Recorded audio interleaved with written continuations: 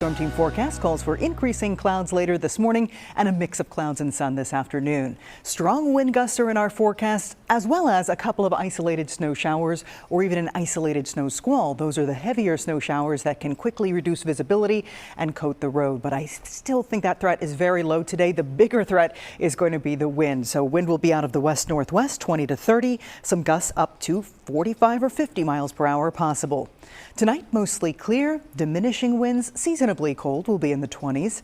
And then tomorrow, plentiful sunshine, light winds comparatively speaking. High pressure will be right overhead. It's going to be a nice seasonable day with highs in the 40s. Here's a look back at yesterday. 41 was the high. Average is 39 for this time of the year.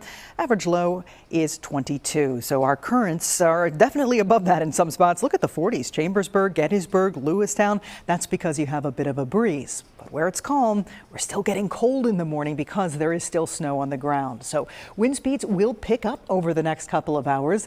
These are the wind gusts expected later today. And notice that the strongest gusts here come after lunchtime through about dinner time. So it's really the afternoon where we're going to see those strong wind gusts out of the west-northwest. Storm Team Live Radar Network right now. Dry, quiet. We're waiting for this cold front, which is still back up toward the Great Lakes, to drop in. Now watch on the predictor. The cold front approaches, clouds increase. It'll be partly sunny this afternoon. And then we could see an isolated snow shower, but the bigger threat's going to be those strong winds as that front blows through this afternoon. Tonight, we clear it out. Tomorrow, there's high pressure moving overhead, give you mostly sunny skies. And then finally, as we head into Friday, we are expecting rain. Looks like the predictor's trying to let that break up a little bit, but I do think we get some rain in the morning, in the afternoon, and it starts to taper by evening on Friday. So Friday, we could get a nice soaking around here, around 1/4 of an inch of rain.